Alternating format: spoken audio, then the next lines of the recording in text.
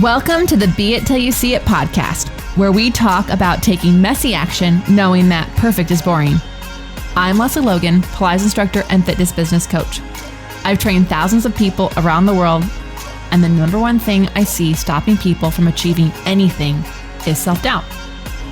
My friends, action brings clarity, and it's the antidote to fear. Each week, my guests will bring bold, executable, intrinsic, and targeted steps that you can use to put yourself first and be it till you see it. It's a practice, not a perfect.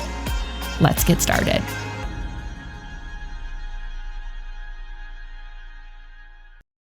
Welcome back to the Be It Till You See It interview recap, where my co-host in life, Brad, and I are going to dig into the eye-opening combo I had with Kelly Slattery and Marisa Polvino in our last episode about foster youth.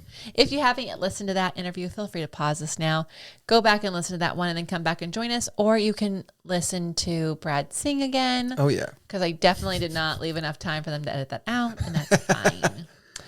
Okay, well, so as we speak, today is Mama Lisa's birthday. What? Happy birthday, Mama Lisa. Happy birthday, Mama Lisa. If you're wondering who that is. That's my mom. Oh, there we go. She goes by Mama Lisa to everybody. Yeah. And it is her, I'm going to shout it out because whatever. It's her 60th birthday. That's a big deal. I know. This year we got her 60th, your 40th, my dad's 70th. I'm the freaking youngest one here. Yeah. Thank the Lord. Yeah. Anyways. Those 6 months. Well, get planning on your birthday because I'm already planning mine. But anyways, happy birthday, Mama Lisa. We love you. Happy birthday. You too can wish her happy birthday. I actually don't know her Instagram handle as we're speaking, but and I don't even know that she just does it. But she's on Instagram. She's Lisa Friesen, and she will love it. She'll love the shout outs. If you want to just actually want to do this, if you want to just screenshot this podcast and put happy birthday, Mama Lisa, and tag me, the Be It Pod, I will send them to her. So let's just do that. That Sounds fun. Yeah. So we'll just shower now her I'm with on a birthdays. mission. I'm going to find it. I know. I think it has numbers in it. It's, okay. The other thing that's happening right now is that we are in the middle of the Profitable Pilates in real life. Oh, yes. Retreat. It's happening all around us. Oh my God. This moment. Badassness. It's so freaking awesome. I think it's technically badassery. It is badassery. I love it. I'm into it. So everyone arrived yesterday, and we are deep in workshops today. Oh, yeah. And you too, can actually snag one of the last few spots left because we open up the doors for the next In Real Life Business Retreat. That's right. If you are feeling all the FOMO right now, A, of course you are. You should be. B, get yourself to the next retreat that we are going to host here in Vegas in the fall. Yeah, we're in the fall. Oh my gosh, the weather in the fall. It's like the best days of summer wherever you are, minus humidity if you're from the South. And so y'all are welcome. We actually rent out Airbnbs for y'all. We take care of all of it. You just have to get yourself on a plane, get your booty here. And we have self-care and that is involved with all community and all the tactics that actually are what you need to grow your business. And, oh, yeah. And I actually love that we're talking about this on this episode because it goes with some of my talking points. And when we get to them, you'll hear why. But the reality is like you can absorb all you want on a podcast. Thank you so much. On social media, you can take all the courses, but there is something very especially unique about getting in person, down and dirty into your business with other people doing the exact same thing. Brad and I have made sure we've done in-person business stuff, since 2018, and it has changed our world. So anyways, profitablelives.com/retreats. Yeah, Go just get all the deets make the deposit and lock in your spot. Yeah. Don't wait because the last one filled up in literally a week. It sold out in a week. Mm-hmm. Yeah, it did. Oh my God, I'm in love with my week right now. Okay, so babe, you have a question? Yeah, okay. So I decided to thank you for submitting your questions, but I decided to push everybody else off a week because I have a question for Lesley. Okay.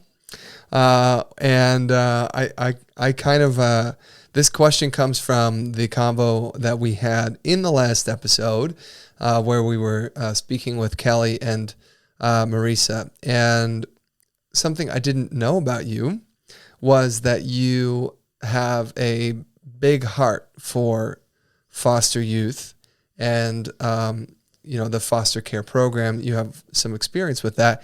And when we were first talking with the ladies a couple months back, that was news to me. Oh, I know. You had no idea. Yeah. Okay. So I wanted to ask you to share your story and your experience. So y'all, we were just having a call with Kelly. I didn't actually know we were going to have this call. We're on the road and Brad's like, we have a meeting with, this company. And I was like, okay. I was actually not feeling super hot. And we've been driving for a week at that point and I hadn't showered quite a few days. So anyways, we get on the call and I'm really excited because once Kelly started talking, I freaking obviously, as you heard, fell in love with her and Marisa and their mission. And anyways, as you heard on the podcast, we were looking for particularly a retreat. Clearly I got retreats in my mind. We were looking for a charity that had to do with, climate change and things like that for OPC. And I'm like super passionate about plastic waste. I can't deal with it. It makes me it frustrates me beyond. I can't understand how much plastic waste we create as a society. Yeah, that's it frustrates a lot of whistling there. Yeah, I know. I hijacked the charitable organization at that moment because, to be honest, as we're talking with Kelly and Marisa and their mission on this planet and what they're doing with Barely Canadian, I said, "Oh, I'm obsessed with foster care. I'm really, truly obsessed with it." And so what I did was I just said, we're going to donate this year's OPC donations to one of your organizations. And Brad was like, what? And I was like, well, I grew up with the foster care in my life. Here's what happened. So growing up as a kid, my dad worked for the post office, everyone. So the funny joke growing up was my father was the mailman because I guess back in the 80s, the joke was if the baby didn't look like the dad, then it must have been the mailman. I don't know. Weird jokes anyways. But my dad was mailman. And one of his coworkers from, mail times was this guy and his wife who had 3 girls when they were really young.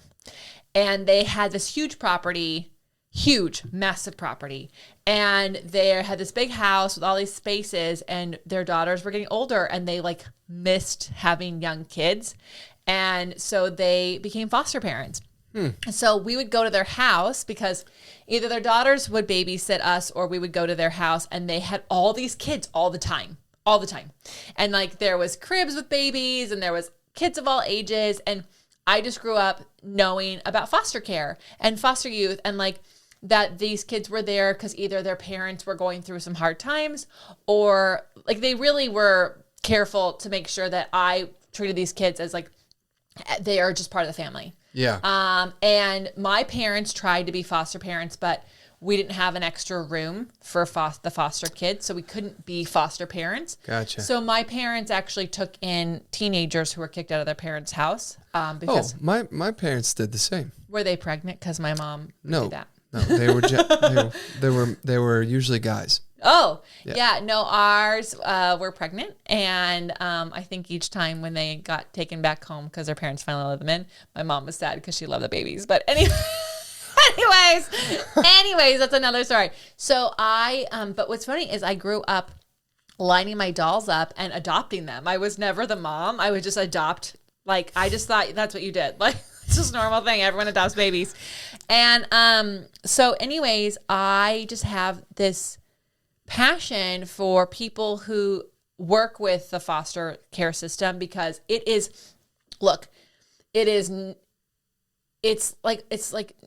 fostering dogs has more wins support, more support, and also just more. There's just more out of it. When you foster kids and youth, it's actually like really freaking hard because there's so much trauma that comes from it. Kids are getting they get bounced around. Yeah. And it's just really like establishing trust is nigh impossible. I mean, the people who are foster care parents, foster whatever, parents. Yeah, they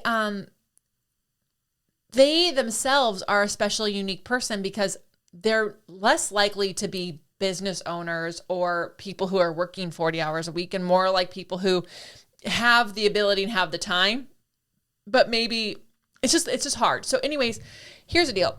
What I saw was babies get adopted all the time. And when the kids are over 5 years old, they're not getting adopted. And I saw this as a child because, I would go over there and like the babies would disappear, but the older children didn't.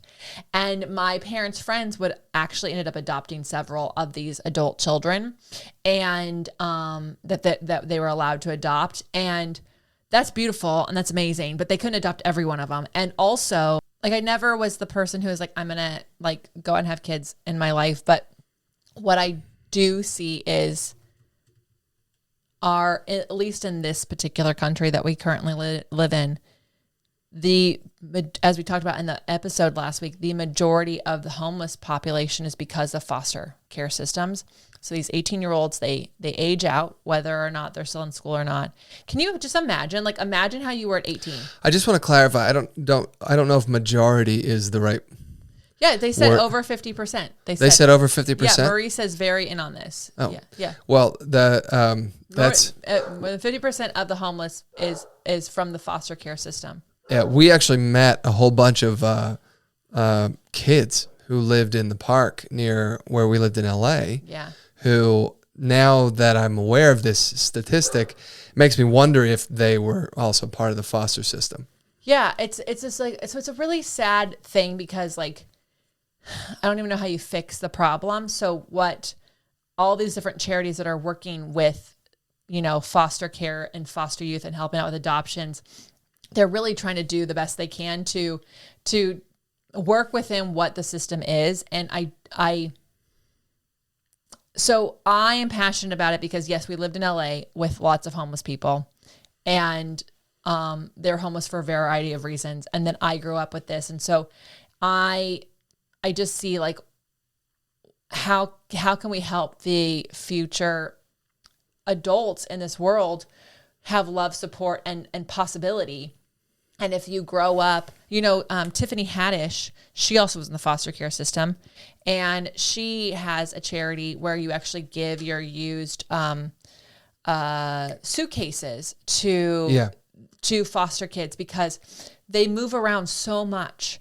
And most of their clothes just get put in trash bags. And her whole idea is like, if you are moving with a trash bag, then what else are you supposed to think about yourself? And like having a suitcase makes you like that is a human being. Yeah. And so anyways, like totally, y'all, I teach Pilates, I teach business. If I didn't do any of this, I have a thing for the kids in Cambodia and for the youth here that don't have that may not see the light at the end of the tunnel. They may not see possibility that I was given. I was told if I work really hard, I can have whatever I wanted. Sure. But that's also because like, even when I was homeless, I wasn't homeless, and these kids, if they're homeless, we're talking they're homeless. And so this is why I'm very passionate about it. I'm freaking obsessed with Barely Canadian. I'm obsessed with Echoes of Hope and Kids Save and what they're doing. And if watch out, if I end up getting involved too much, I may just be like, oh, who else is teaching? But anyways, this is my thing. And while we currently are not fostering or adopting, I don't think it's outside of the realm of possibility for us. But for right now, we'll take our extra income and give it to those who can use it to help these kids. Yeah. Well, thanks for sharing that. Definitely. It's a long story. Sorry, everyone, but that's the question. No apology needed. Not at all. Yeah. Okay. Now let's talk about Kelly Slattery and Marisa Polvino. Aren't they the coolest duo? Yeah, they're really fun. I can't wait. Also, Marisa posted some tennis shoes, and she's like, "Yeah, these are up my alley." And I was like, "Oh, well, me too." So it's amazing how like attracts like. So a connector, a Canadian, and a creator.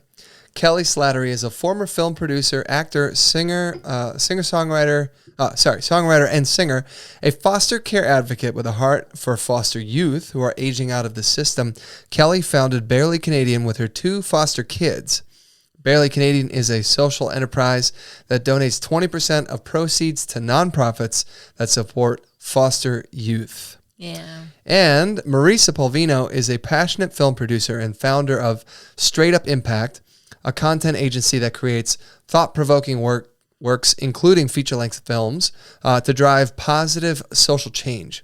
Partnering with Barely Canadian, Marisa is also dedicated to showcasing the systemic issues in the foster care system. And I think she even referenced it on the episode. She's working on a documentary about it right now. Yeah. So, I mean, obviously the 2 women knew each other. And yeah, they've known each other for a long time, and Kelly said that she started it, and Marisa was like, why am I not involved? Yeah, I love it so much, and I hope that like you're inspired by that in your own way. But I think it's so interesting because if you look at their bios, you might not even expect them to be doing this because like they're singer-songwriters in the industry. Sure. And I challenge you listening to this, like you don't have to like have gone a certain linear path that leads you down this road, like a road to doing something that you are passionate about. Like you didn't even know I was like that I wanted to support this, and we found a way to weave it into the thing that we already are existing and doing. And so I just love what they're doing. I love how they're using their connections, their skill sets, and the power of the community that they've already cultivated, and then they're learning along the way. Like this inspiring AF.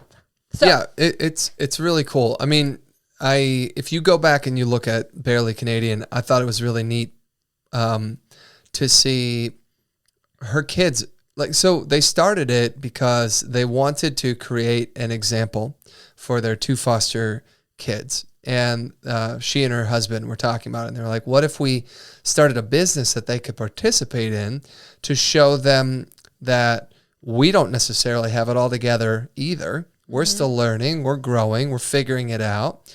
And what a better way than to create something that they can get excited about and start to see actual impact through the way that the company is growing and then working and donating and supporting these other organizations. So I thought that was brilliant. Yeah, I really do love it, and I love their mission behind it because obviously she's adopted one, and they're working on adopting the other. Yeah, exactly. Yeah, so that's really cool. They're both in their teens. What we didn't get to talk to about, which we'll bring them back for another episode, is their Fosterpreneur thing. And I share this with you because you all, if you're listening to this and you want to make an impact, like if you can help teach people, it's that whole cliche. Is it a cliche? Is it a meme?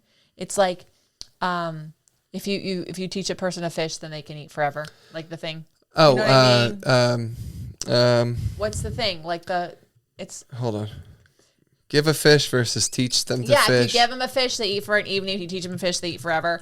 So, they all can look it up. Anyways, they know what I'm talking about, to be honest. It's been around. If you give a man a fish, you feed him for a day. Yeah. If you teach a man to fish, you feed him for a lifetime. Yeah. So I guess we'll call that a parable. I don't actually know what it is. Yeah, it's like Aesop's fables. So, so what I loved about the Fosterpreneur thing, and oh my gosh, if I when we're involved, watch out. Like I feel like I'm so excited about this because what I do love about it is like I can't only imagine if I knew how to run a business 15 years ago where I would be today at 15 or whatever. Yeah, I don't know how old their kids are, but yes. But when I was a teenager, I didn't even know you could work for yourself. I lived in a town where you worked for other people. Sure. And you had to ask for a raise that was 25 cents an hour.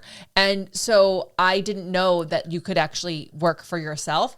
And I love about this Fosterpreneur thing is like, let's just say these kids don't end up with parents, right? this program really does teach them how they can create their own business. And what Kelly is doing with her kids is showing them this, because you know what? The other side of the coin is like, where the world is going is the more it's that people who have ideas that are going to lead this world.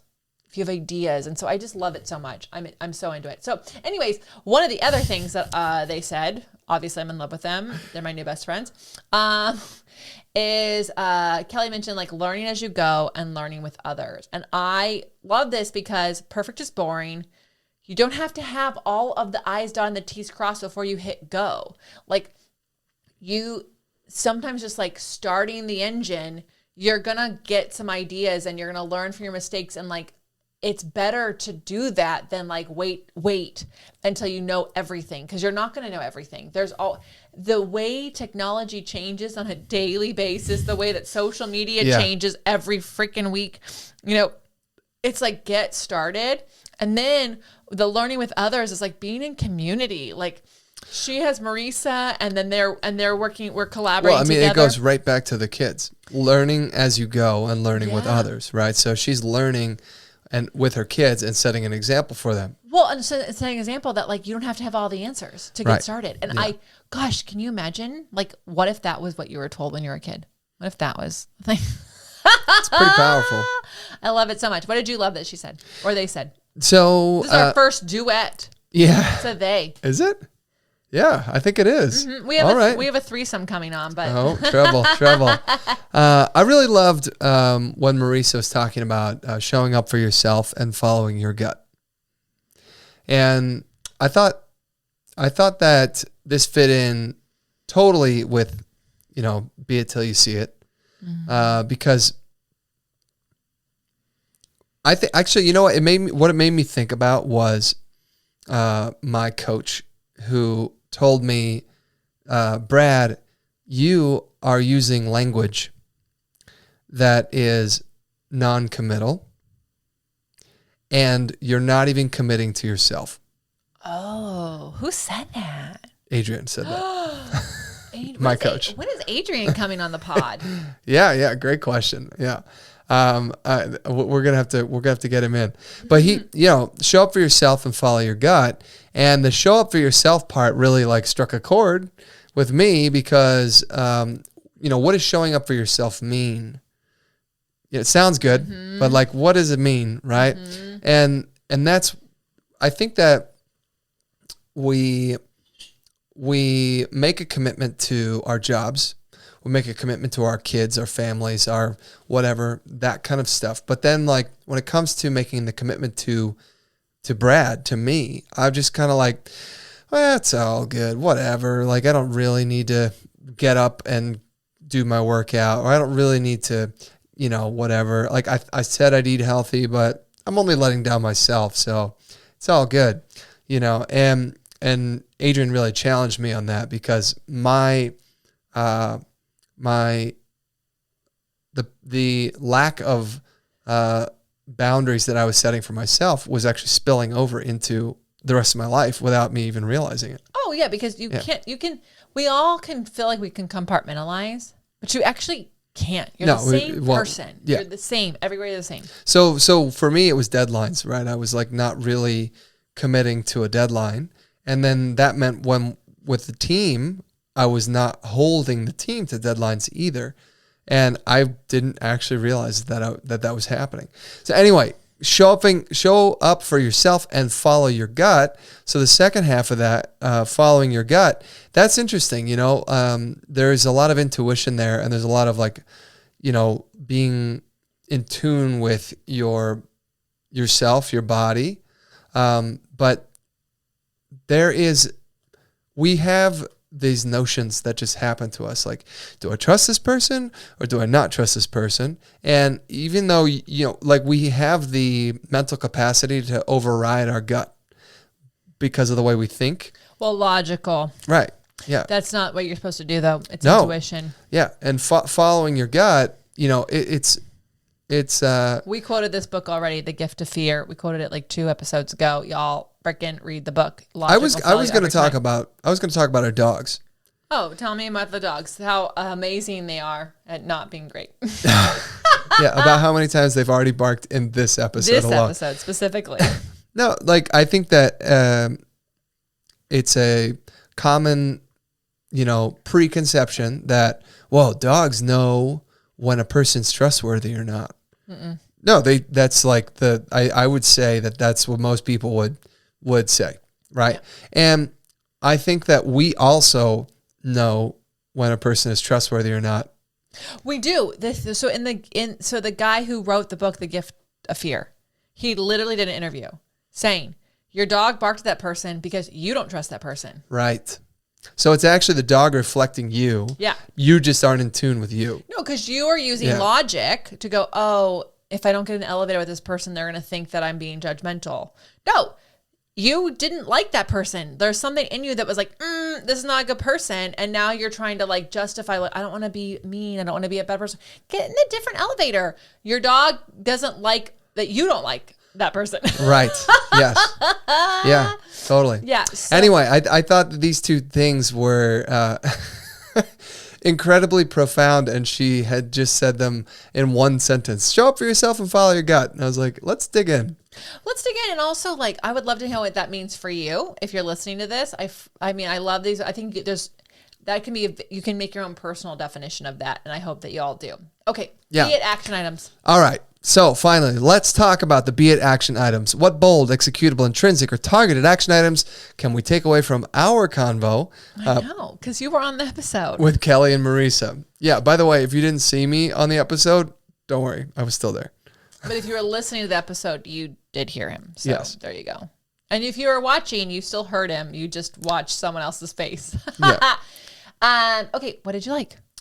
So, Kelly had a quote at the end that she attributes to her dad, and I thought it was amazing. And he said, the harder you work, the luckier you get. Yeah. And I love this I think that there's like this. First off, I don't want to promote working like 80 hours a week kind of a thing. That's not what this is. No, but quality over quantity, but yeah, I think there's an intention about moving forward, and it allows you to be prepared for when the iron is hot, mm-hmm. right? And when you are on your game and focused and really moving the ball forward, and an opportunity comes across your plate. Well, isn't that what luck is? Right, you're prepared. You're ready for taking advantage of that. Yeah. And then it becomes, that's the luck kind of a thing. Opportunity meets preparation equals luck. And I love this quote by her dad. I don't know why I'm seeing like the scenes of like, the Babe and like League of Their Own, but I am. No, I think it's like, I think a lot of people are waiting for the right opportunity to put in the work. And the reality is that like showing up. That's exactly. And doing the best you can. I will work hard when the right thing comes around. When the right thing comes around. Well, when this happens, then I'll actually put the work in. Well, when this happens, then I'll do this. Well, wow, you're going to be waiting for a freaking long time. And what I can tell you is like, we are very intentional. We have goals. We have a calendar. We have a launch calendar. We have all these things. And yes, dates that get moved, things get shifted, new surprises come in. Brett didn't even know that I was interested in foster care. There's divine opportunities that happen. But if you're just waiting until someone's going to call you, someone's going to suggest something, you'll be waiting for a long time. Or it's like we end up waiting for like the right time to do the thing, whatever the thing is, right? So start a business, start a family, quit your job, make a change, move, like all these things. There's never the right time. No, there is not. And what I'll tell you is every one of my friends who had a baby never got pregnant when they were expecting to. Sure. And they somehow figured it out. Right. Yeah. So, yeah. So anyways, I think I just really love that quote from her dad. Yeah. Kelly's dad, thanks so much. Yeah. And again, I do agree. It's not that you're working 80 hours a week or 100 hours a week. It's just that you put in legitimate effort towards what you want, and it will absolutely like luck will happen because opportunity meets preparation, and boom, you're in the intersection. Yeah. You don't want to be one block behind when that happens. You're going to be pissed. You're going to be honking that horn for yourself. At yourself. Yeah. Okay. All right. What about you? Don't let fear guide you. So I think fear is like a flashlight. It is showing you actually like, ooh, this scares you. And on the other side of this fear is like what you really want. And it's a place, it's like an opportunity to do some healing, some exploration, some curiosity around you. But it's not the guide, because if it guides you, you're just going to stay in your comfort zone. But guess what? We've talked about this before. Your comfort zone gets smaller. Actually gets smaller. Like you become less okay with things, you know, because like that you were okay with before, because like the earth momentum doesn't stop. The earth's inertia doesn't stop. So everything is expanding. And so what happens is, because you're in this comfort zone, the world is expanding and yours is getting smaller because it's getting bigger. Well, even if yours is staying the same, it's actually getting smaller because the world is expanding. Thank you. Thank you for making that shorter and more concise. So anyways, I just, there's 5 fears that Brad and I learned about from a life coach we loved, which is there's a fear of success, fear of responsibility, fear of loss, fear of rejection, fear of failure. And pretty much every fear you have falls under one of those 5. And if you can actually identify the fear, like literally go, I'm having a fear of success right now, then it actually like takes, like literally goes, like it just, the power is taken away from the fear. It can't guide you, and therefore you can get curious, you can explore. It can be the flashlight of where you need to work on things, and also what you actually care about, like what you care about, right? And then you can go, on the other side of this wall of fear is everything I've wanted. So don't let it guide you, because it's taking you away from what you want. Well, I was just looking that up. Can you go down those 5 again? Yeah, I think it's from Mike Goodman. I want to say it's Mike Goodman. Chris Goodman? We have notes on this. It's from 2019. Okay, here they are. The 5 fears are... 5 primal fears. The 5 fears are the fear of success, the fear of failure, the fear of responsibility, fear of success, fear of failure, fear of responsibility, fear of rejection, fear of loss. Rejection and fear of loss. Yep. I really do think his name was Chris Goodman or Mike Goodman. And sorry, Mr. Goodman, for getting your name wrong. But we're so grateful for you. Maybe Ken Goodman. No.